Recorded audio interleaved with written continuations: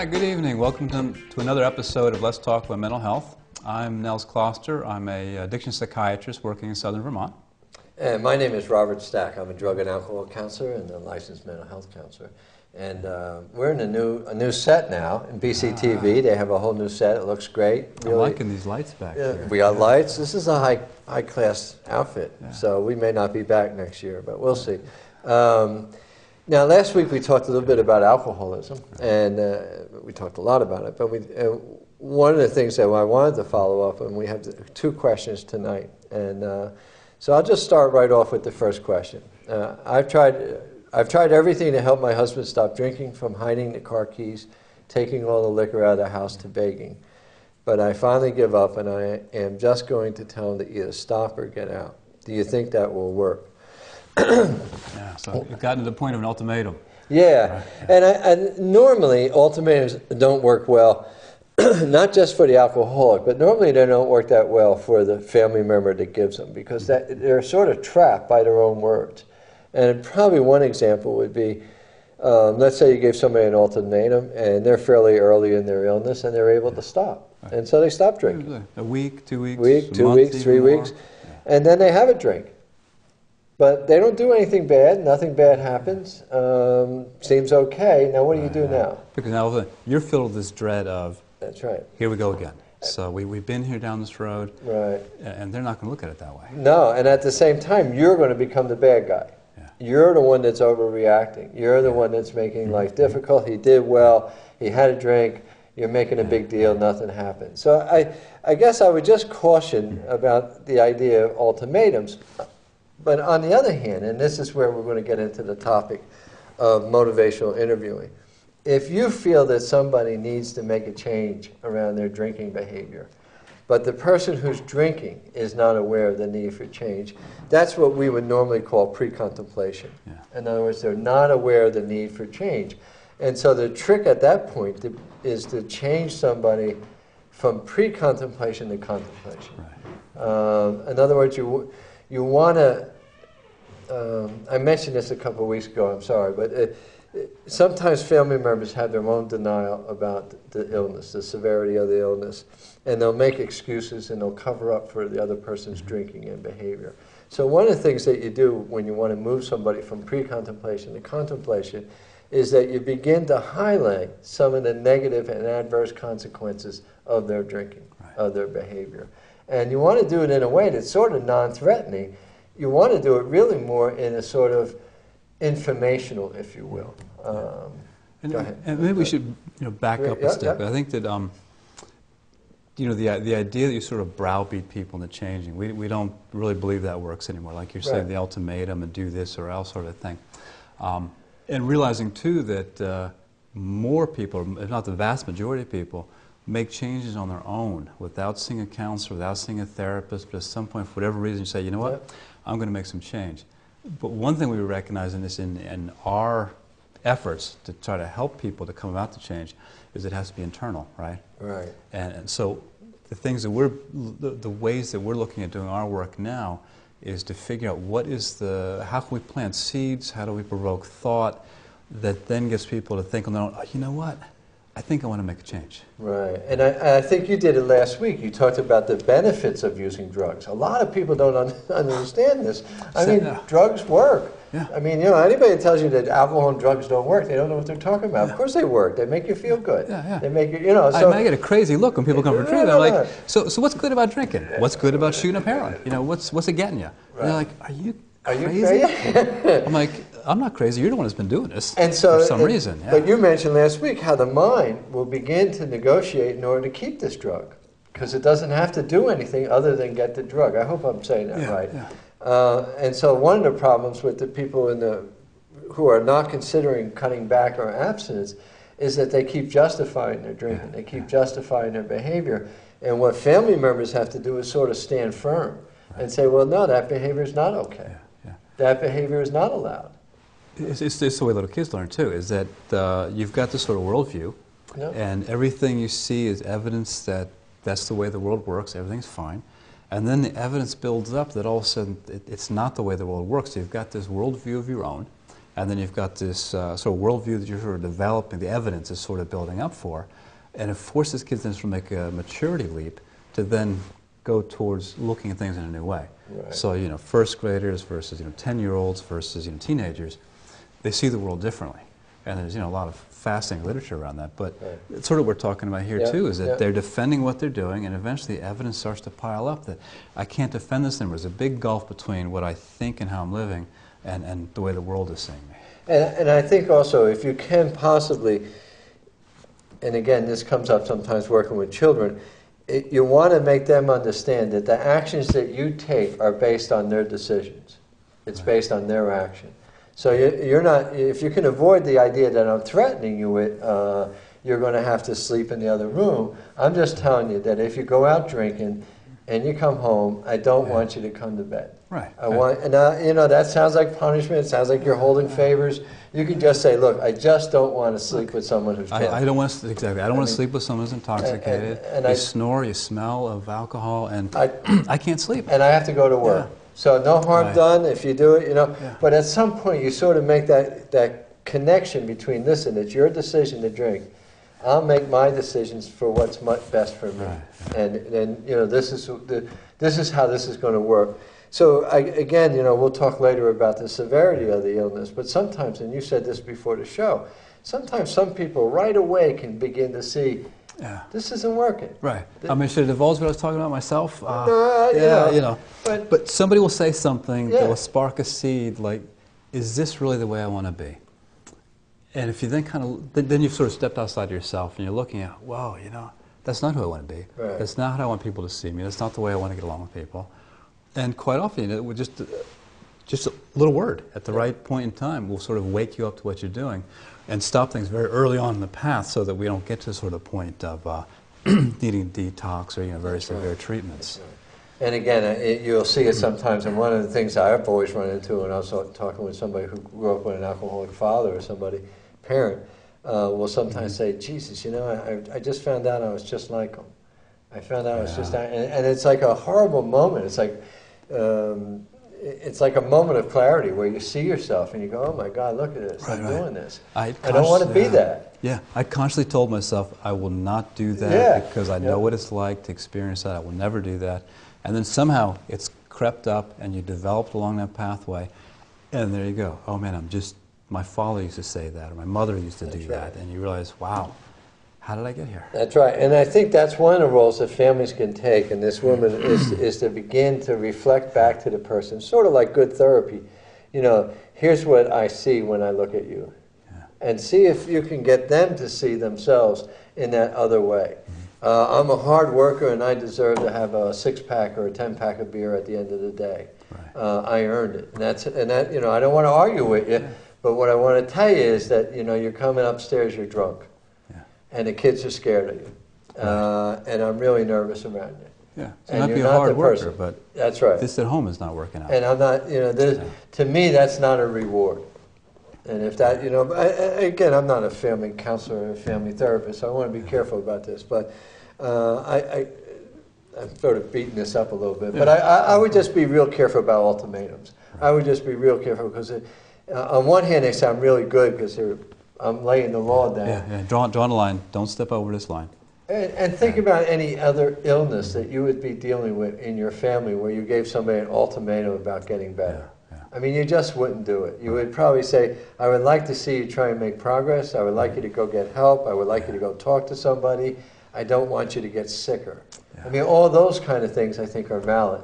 But if you ever said to somebody, here's an ultimatum, you either get your blood pressure or you get, you know what I mean? I just think we wouldn't do it. That's all I'm saying. And it's just, like you said, you more often lose because they will step over the line, step back again. Right. And then there's this whole piece of being the judge. And once you realize that it is an illness, and they're really, and again, I'm talking about the more severe cases, once you realize that they really can't control it, and there is a mental illness aspect to it, that their brain gives them permission to have a drink or to pick up and use.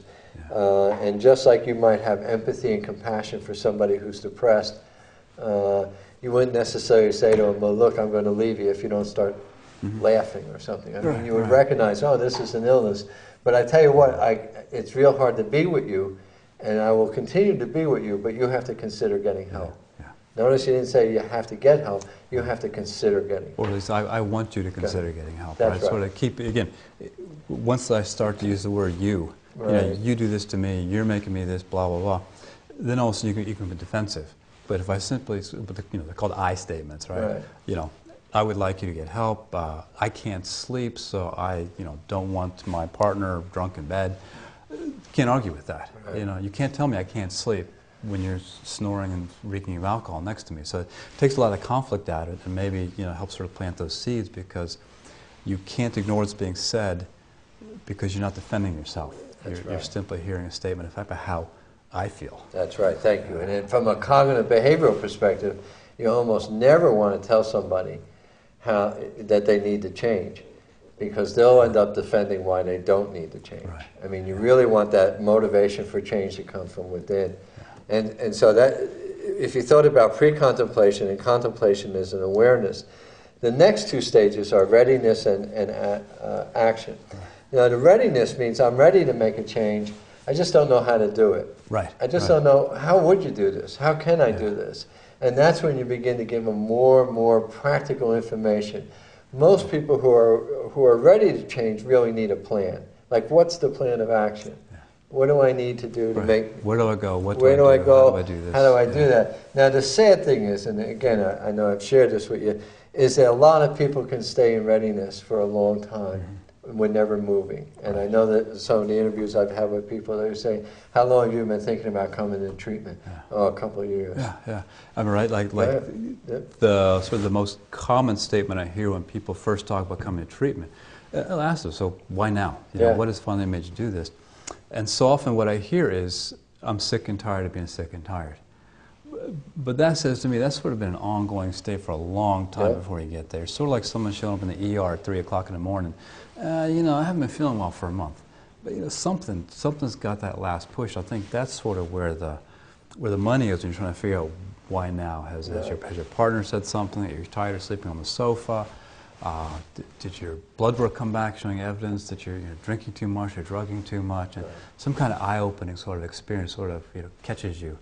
And makes you say, wow, am I really doing this? And you mentioned this earlier. In motivational interviewing, what they call that is developing the discrepancy. Right. The discrepancy between what life is and what you want life to be. Yeah, these two separate worldviews that are in conflict. Yeah, and it sort of comes together and you go, geez, I don't know if you've ever had this, but I got to do something. I got to make a change. This is unacceptable. And if that can come from within, I mean, for me, I think that's the beginning of recovery. A lot of folks associate recovery with the first day you're abstinent. I think recovery begins that first day when you say, I need to change. Right. I need to do something different. So I've been thinking about this for a long time, and then we're asking, well, what makes today the special day? That's right. Yeah. And you can take action, and the action might not work. I mean, you might try this, or you might try that, and you might put that off. But I think once you've made the commitment to change, it doesn't go away. Yeah. Once the seeds planted, those ideas start, you either have to refute them or continue to work on them. Or continue to work on them. And it's hard to imagine what happens if you say, I've decided I really don't have a problem. Right. And kind of to go back. And you want to support people. And the last thing I'll say this, because I want to move on, is that there's a stage in the stages of change called maintenance. And I think it's undervalued. And basically what it means, not in the study of this, but in overall behavior, is the reinforcement of changed behavior. I mean, how many people have quit smoking and gone back to smoking? Right. Quit drinking and gone back to drinking? Stopped a certain behavior or started a new behavior, exercise, diet, whatever that might be, and then they let it go. And most people assume the reason for that is the lack of reinforcement. You don't see the value. You don't get that sense. And then we forget about the bad pieces. So we're geared for pleasure. Otherwise, I think I've said this before, we'd all be only children. It's that pleasure and that satisfaction, that reward is really important to us continuing in the path of change. And I think that's one of the reasons that for some people going to AA works. I mean, one of the many reasons it works, but one of the ways, and I worked with a counselor named Joy Mitchell, and she used to say, meetings keeps it green. You go in there and you hear a newcomer, or you hear somebody talk about how it used to be like, and you should remember what it was like. Yeah. I mean, you talk to somebody that's sober for 6 months or a year, and they'll start complaining about the stock market going down. You know what I mean? Like, you know, life, what they call luxury items. Right. Life intrudes in some ways. And once in a while you want to remind them, like, well, where were you a year ago when you wanted to die? And you couldn't, you know, I mean, probably the worst thing for anybody who's ever got to a point of alcoholism is when you want to stop and you can't. Most alcoholics assume that when they want to quit, they can. And I think for a lot of alcoholics, even those who go to treatment and come out, and I think you know this, there are people who go to treatment who are really not in the action stage for abstinence. I mean, you know what I mean? They'll come into treatment and everyone's thinking, great, they're taking action, and then when they come out of treatment, we're going to maintain this recovery, this sobriety. Right. But when you look back, they didn't have, say, an alcohol or drug problem. They had a spouse problem. My spouse is not happy with my drinking, therefore I go to treatment. Or my parole officer is not happy with me continuing to use drugs. I don't want to go to jail, therefore I go to treatment. So it's in a way, so I mean, still sort of pre-contemplative, maybe contemplative, and we waste their time and our energy if we encourage sort of maintenance of sobriety techniques and viewpoints, when really they're back, you're still contemplating. We missed the mark, and we don't move them forward. And thank you. I mean, a lot of times they'll say, well, I didn't go to treatment to stop drinking. I just went to cut back. Or, you know what I mean? Like, I don't want to drink as much. Or, you mean like, and that's why you'll find some people even, you know, drink a day they get home. They think, well, thank God I'm not an alcoholic anymore. I'm not like those guys at rehab. I'm not like those guys at rehab. So I just want to say that, you know, the importance of maintenance is to build in reinforcement and rewards and acknowledgments. And probably, and I know that I'm going to get in trouble with Al-Anon or family members, but one of the things that sometimes happens with people who are struggling with recovery or in early recovery is that they continue to act like a drunk. They continue to act like an alcoholic in a lot of ways. And they sort of don't know how to be. And people will begin to criticize them. Well, you're just like you used to be, or I thought you'd be different, or blah, blah, blah. You know, there's this whole thing. And in some ways, you want to be careful about devaluing. Because then I still have a, say, nagging partner problem. Yeah, no, it hasn't made life any better for me. And people give up, and they just feel like, well, I can't do this. You know, I'm not being successful enough. And we had a question a couple weeks ago. Go ahead. You know, we talked about these stages. It might sound kind of fancy, pre-contemplative, contemplative. I always like to kind of put it in plain English. So when we talk about pre-contemplation, you know, often what people might say if they could voice this is, I don't got a problem, you got a problem. You know, I don't have a problem with drinking, with my drugs. I got you on my back, get off my back. And then contemplation is this point of, you know, my wife thinks I have a problem. Maybe I do. You know, so starting to kind of think about the thought that maybe I have a problem. And then the sort of preparation stage, and then is, you know, I got a problem, but I don't know what to do about it. Help me, please. And then you sort of get to, okay, now I know what to do. I'm going to approach that. And now I've been clean for a while. I don't want to go back there. I don't want this to happen again. I think that's how I look at the maintenance phase, in plain English. And that's why, like, again, if they're going to a counselor session or group therapy, group therapies are great for alcoholics because they listen to other drunks. They don't necessarily listen to therapists. But one of the messages they'll get is that they can't take one, which is probably one of the most difficult things for any alcoholic to grasp, is that they can't have like 1 ounce of liquid. You can never, ever again. You know, and they just like, it's almost like, what do you mean? Of course I can drink. No, you can't. How long is never? How long is never? That's right. Well, can I drink if somebody gets sick, or what? You know, maybe I can have one on my wedding, or you know, no, you can't. No. And I think it's probably one of the hardest things for most people who are at that stage where if they begin to drink, it sets off this sort of chain of reaction. I mean, I will never see him or her again. Right. You cannot be with the alcohol. You cannot be with those drugs. It's over. And it's no good. Again, you know, in some of the programs, they give you keys, medallions, or chips, you know, for days of sobriety and cleanliness. And you would think, you know, if you were not a member of the group, you would say, well, what's the big deal? But if you're a member of the group, it's like, well, this is a big deal. This is pretty cool. I'm not drinking, I'm not using, I've done it for a while. It's been a whole day. And people are acknowledging it. And you know, they're actually clapping, and I'm getting feedback. Now, most of us, if you said to somebody, you know, well, you got 2 DWIs, you've lost 3 jobs, you're shot to the liver, and you want to get like credit for stopping, like you want to get a parade, you know what I mean? It's like, and the truth of the matter is, I wouldn't mind. It's not that obvious to the alcoholic as it is to the world around them. Yeah. So anyway, that's sort of like I guess a sloppy on my behalf, but but you know, too, then we've mentioned AA a couple of times, so maybe that sort of brings us into the next question. Next question. Okay. Not as an answer to the question, That's but right. So what is the best treatment for alcoholism? So that, I mean, of course, you know, everybody knows about AA and such, but also people talk about medications as well. Right. There are, well, I guess 3 medications that have been around. And maybe the one that people are most familiar with, or not, is Antabuse. Right. Which what that does is if you drink, it stops an enzyme that metabolizes, you know, breaks down the alcohol in your body. And well, that by itself might not seem like a big deal. The enzyme that it stops allows for the buildup of the toxic byproducts. So people get very sick. They'll flush, they'll have, you know, nausea, they'll be warm, they'll have headaches, very, very uncomfortable. And so the idea behind that is that there's this sort of hammer over your head waiting for the time you have a drink that's going to make you very sick. And for a lot of people, the idea is that, well, gosh, that's sort of aversion therapy. That's really a good idea. And a lot of people go for that, but there's not really any literature to support that. Right. So while some people find that as sort of the personal answer to themselves, as a population-wide treatment doesn't seem to be all that effective. And it's a self-administered medicine.